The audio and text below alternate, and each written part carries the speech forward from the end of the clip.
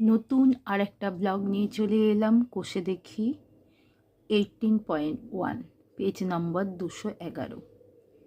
Blog শুরু করার আগে বলি, যদি আমার বোঝানো ভালো লেগে থাকে অবশ্যই আমার চ্যানেলটাকে সাবস্ক্রাইব করো, বন্ধুদের শেয়ার করো এবং লাইক করো। কষে দেখি 18.1 চ্যাপ্টারটা হলো প্রতিসাম্য। প্রতিসাম্য জিনিসটা কি আগে বুঝতে হবে।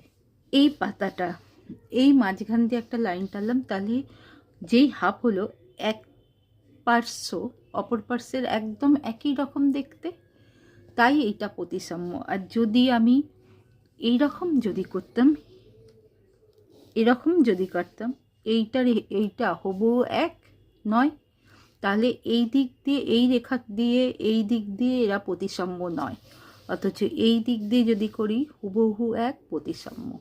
তেমন এই ঘরটা একটা লাইন দিয়ে এইটার এইটা সেম, প্রতিসাম্য। কিন্তু এই দিক দিয়ে করলে নয়। এই গাড়িটাও একটা রেখা দিয়ে প্রতিসাম্য, এইটা একটা রেখা দিয়ে প্রতিসাম্য, বাটারফ্লাইটা একটা রেখা দিয়ে প্রতিসাম্য, কলসি দেখো প্রতিসাম্য। কিন্তু এইটা যদি এরকম করি প্রতিসাম্য হচ্ছে না, এই দিক আর এই দিক সমান নয়। কিন্তু আমি যদি এরকম করি, এই উপর আর নিচ সমান, তাহলে এই লাইন বরাবর তারা প্রতিসাম্য। এইটা হলো প্রতিসাম্য। এইটার ক্ষেত্রে দেখো এই টানলাম, এইটা প্রতিসাম্য, কিন্তু এইটা হবে না। আমি যদি এইরকম কাটি, এইটা প্রতিসাম্য হবে। আবার এইটা হবে না, এরকমভাবেই যদি আমি কাটি, প্রতিসাম্য। এইটার ক্ষেত্রে আমাকে এই দিককে কাটতে হবে, তবে প্রতিসাম্য। আর এইটার ক্ষেত্রে আমি এরকম কাটলে প্রতিসাম্য, অন্য কিছু হবে না। সমবাহু ত্রিভুজ, তিনটে বাহু সমান, এর তাহলে প্রতিসাম্য কটা? তিনটি। দেখো এই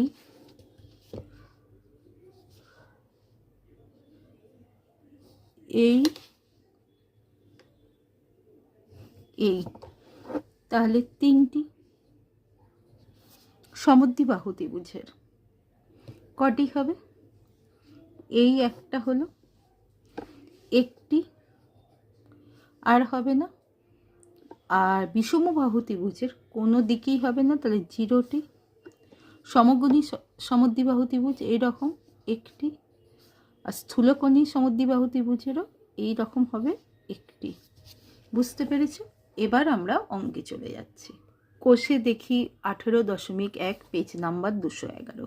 1, নিচের প্রতি সমরেখায় আয়না বসিয়ে ছবিগুলি সম্পূর্ণ করার চেষ্টা করি। এটা হাফ বৃত্ত, এরকম করলে পূর্ণবৃত্ত হয়ে গেল। আমি ফটোও দিয়ে দেব। এইটা এরকম, এইটাকে করলে এইরকম। এবার এইটাকে যদি করি কেমন হবে? এই এই আর এইটা করলে এই হলো সম্পূর্ণ। বুঝতে পেরেছ নিশ্চয়? 2, ABCD এর আয়নায় প্রতিবিম্ব আঁকি। BB আঁকা আছে, তাহলে A আঁকবো। A C C D D, এই প্রতিবিম্ব আঁকা হলো। D হলো। এইভাবেই প্রতিবিম্ব করবে। 3, নিচের সমতলিক চিত্রের কোন কোন চিত্রে প্রতিসম রেখা আছে এবং কোন কোন চিত্রে প্রতিসম রেখা নেই ছবি এঁকে কেটে ভাঁজ করে দেখি ও লিখি। আমি এত করব না, এখানেই লিখে দেবো। সমদ্বিবাহু ত্রিভুজের একটি আছে, কেমন? এই, তাহলে একটি। বিষমবাহু ত্রিভুজের কোনো প্রতিসম রেখা নেই, কোনো প্রতিসম রেখা নেই। এর ক্ষেত্রে কি আছে? একটি আছে, এই, তাহলে কি একটি। এরপর আছে সামন্তরিক। সামন্তরিকের কটি থাকবে? সামন্তরিকেরও কোনো প্রতিসরক রেখা নেই, সামন্তরিকের কোনো প্রতিসম রেখা নেই। বর্গক্ষেত্রের প্রতিসম রেখা আছে কটা? দেখো দেখাচ্ছি, একটা, দুটো, তিনটে, আর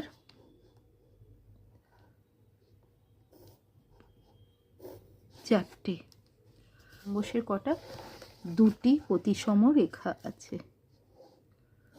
এই একটা আর এই একটা, দুটি। সমবাহু ত্রিভুজে কটি আছে? তিনটি। তিনটি দেখিয়ে দিচ্ছি। এক, এর আগেও দেখিয়েছি, দুই, তিন। তিনটি আছে, বুঝতে পেরেছো নিশ্চয়?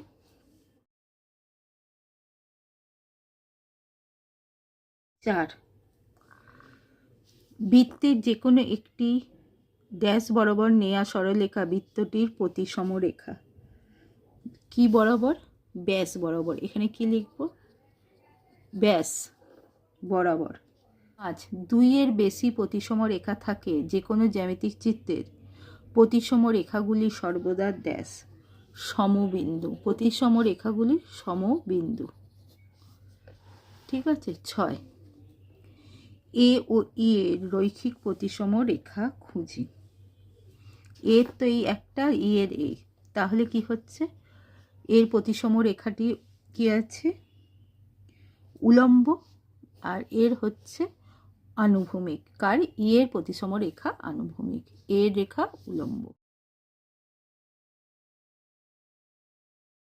নিচের বর্ণগুলি কোনগুলির প্রতিসম রেখা? অনুভূমিক। কোনগুলির উলম্ব ও কোনগুলির অনুভূমিক উলম্ব দুই আছে, লিখি। দেখো ই, কি তাহলে এটা? উলম্ব। উলম্ব। এইচ এরকম একটা হয়, আবার এরকম একটা হয়, তার মানে অনুভূমিক। এইচ এর অনুভূমিক উলম্ব দুটোই আছে। এম এর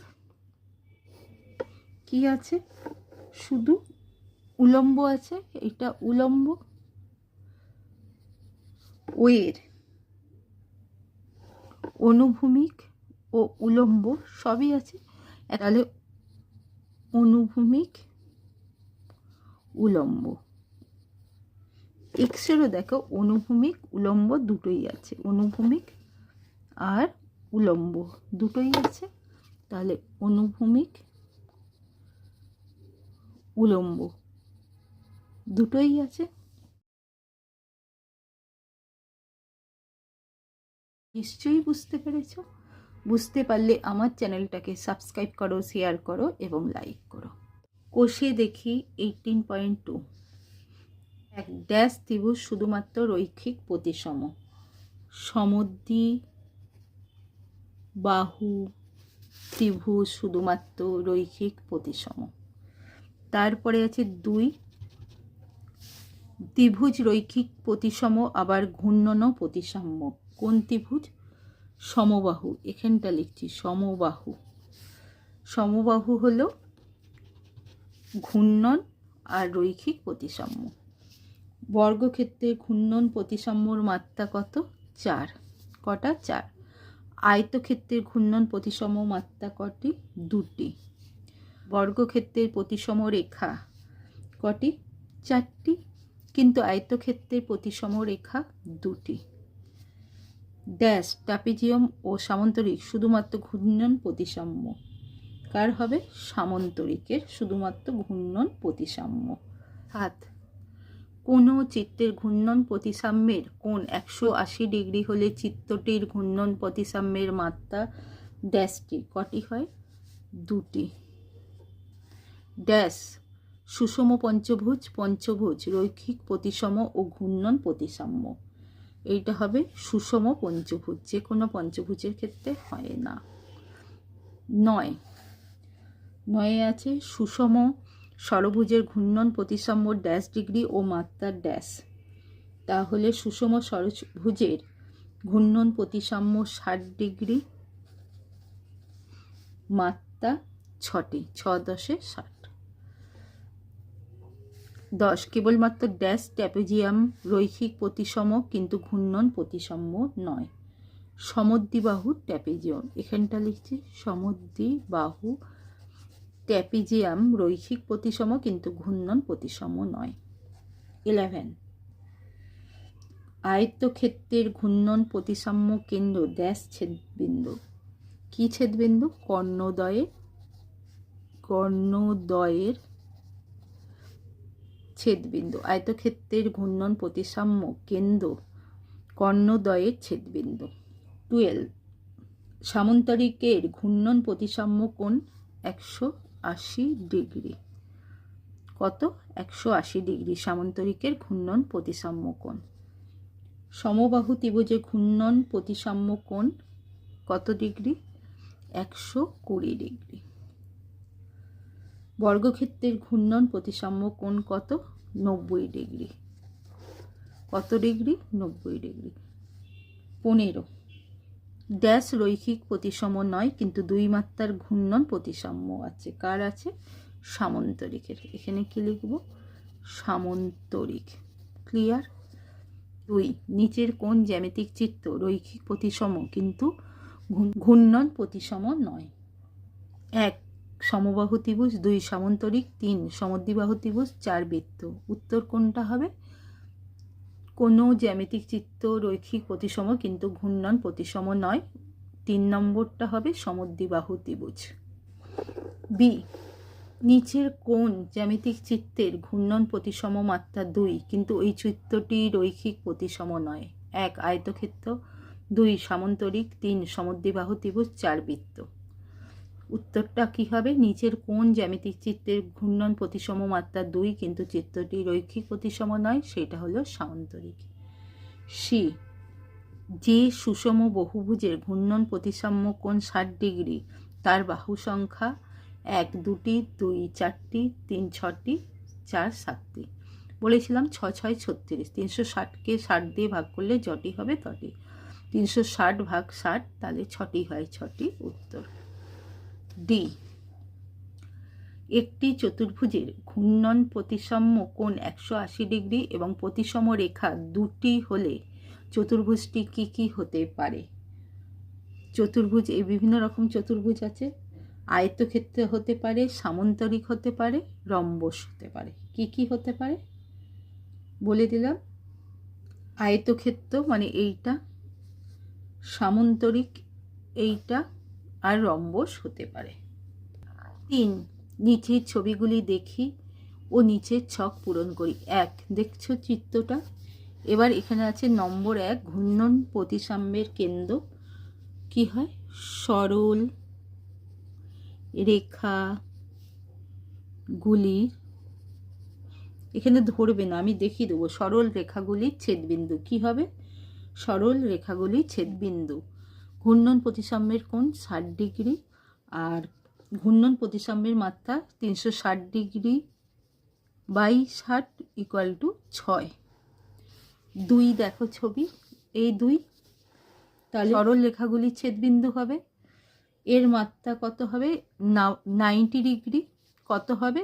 360 degree by 90 degree equal to 4 লং 36, 4টি। এরপর 3 কি আছে? আয়তক্ষেত্র। ঠিক আছে। বিপরীত বাহুর মধ্যবিন্দুর সংযোগকারী রেখা 180 ডিগ্রি, 18 দুগুণে 36, 2টি। তারপর আছে রম্বস, তার হচ্ছে কর্ণদ্বয়ের ছেদবিন্দু। রম্বসের ক্ষেত্রে কি হচ্ছে? কর্ণদ্বয়ের ছেদবিন্দু। আর কত হচ্ছে? 180 ডিগ্রি আর 18 দুগুণে 36, 2টি। এরপর 5 কি আছে? বর্গক্ষেত্র। তাহলে বিপরীত বাহুর মধ্যবিন্দু সংযোগকারী রেখা মান কত? 90 ডিগ্রি হবে, কটি আছে? 4টি। 6 দেখেছো 6, এর কোনোটাই নেই, ঘূর্ণন প্রতিসাম্য নেই, নেই নেই নেই। 6-এর পর 7, 7-এ ব্লেডগুলির ছেদবিন্দু হবে, ঘূর্ণন প্রতিসাম্যর কেন্দ্র হবে ব্লেডগুলোর ছেদবিন্দু, ঘূর্ণন প্রতিসাম্য কোণ 90 ডিগ্রি, আর ঘূর্ণন প্রতিসাম্যের মাত্রা 4টি। 8-এ কি আছে? 8-এ এইটা আছে, কেন্দ্রবিন্দু 40 ডিগ্রি কোণ, 4 লং 36, 9টি। তারপর আছে 9-এরটা, বিপরীত শীর্ষবিন্দু সংযোগকারী রেখাংশের ছেদবিন্দু 60 ডিগ্রি, 6 6 36, 6। এইটা একটা পরিষ্কার চিত্র তোমাদের দিয়ে দেবো, বুঝতে পারবে।